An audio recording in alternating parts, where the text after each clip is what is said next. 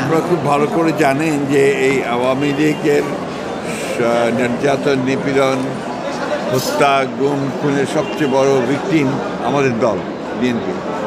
এবং আমি নিজেও 112টা মামলা এবং 13 বার জেলে যাওয়ার সুযোগ নিয়ে। আমরা সবসময়ই আপনার মনে করি যে সমস্ত রাজনৈতিক দল আপনার ফ্যাসিবাদের পক্ষে থাকবে, যারা ফ্যাসিবাদের পক্ষে কাজ করবে, বিশেষ করে আওয়ামী লীগ কাজ করেছে, তাদের প্রতিটি ব্যক্তির শাস্তি হওয়া প্রয়োজন।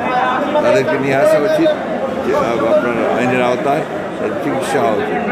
এবং এই বিশেষ করে দলের প্রধান শেখ হাসিনা, তিনি এককভাবে আমি মনে করি responsible for the killing of thousands of people, এবং যেন টর্চার, নিপীড়নের জন্য তিনি দায়ী।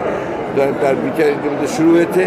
আমরা আশাবাদী তার টেনে এবং তার সঙ্গে যারা এই হত্যাকাণ্ডের সঙ্গে, গণহত্যার সঙ্গে এবং এই ফ্যাসির আক্রমণের সঙ্গে জড়িত, তাদের প্রত্যেকেরই বিচার হবে।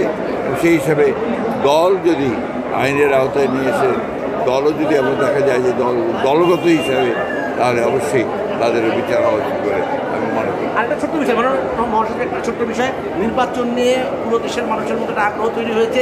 এখন আবার একটি গোষ্ঠী ফেব্রুয়ারিতে নির্বাচন না করানোর ব্যাপারে নানা ধরনের বক্তব্য দিয়ে যাচ্ছে। আপনাদের অবস্থানটা আগের অবস্থানে আছে, একটু জানতে চাই। স্যার, এটার সাথে সম্পূরক প্রশ্ন করি, সেটা হচ্ছে এনসিপির এক নেতা বলেছে যে বিএনপি সংস্কার এবং বিচারের কথা বলে তারা নির্বাচন চায় না, বিএনপি নির্বাচন চায় না, এরকম একটা অভিযোগ।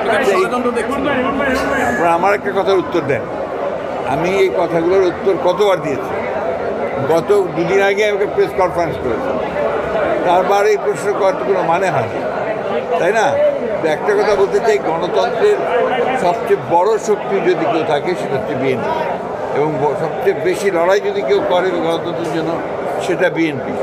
বাংলাদেশে এক দলীয় শাসন ব্যবস্থা থেকে বিএনপি নিয়ে এসেছে আপনার বহুদলীয় গণতন্ত্রে এবং পরবর্তীকালে সংসদীয় গণতন্ত্রে। সুতরাং এই বিষয়ে প্রশ্ন করার কোনো প্রয়োজন নেই। একটা জিনিসকে, এই দেশটাকে সকলকে মিলে বাঁচাতে হবে, এবং আপনার প্রত্যেকটি রাজনৈতিক দলের দায়িত্ব হচ্ছে যে দেশকে সঠিক ট্র্যাকে ওঠানো, এবং যত দ্রুত আপনার সেটা ওঠানো যাবে ততই মঙ্গল। সুতরাং যারা মনে করেন যে নির্বাচন প্রয়োজন নেই, আমার মনে হয় তারা আবার চিন্তা করবেন। নির্বাচন প্রয়োজন জনগণের জন্য। সরকার একটা নির্বাচিত সরকার দরকার, যে নির্বাচিত সরকারের সঙ্গে জনগণের সম্পর্ক থাকবে। সেই কারণেই আমরা বলছি যে সংস্কারগুলো হচ্ছে, সংস্কারে আমরা অংশ নিচ্ছি, প্রত্যেকটি সংস্কারের দাবি আমরাই তুলেছি সবার আগে।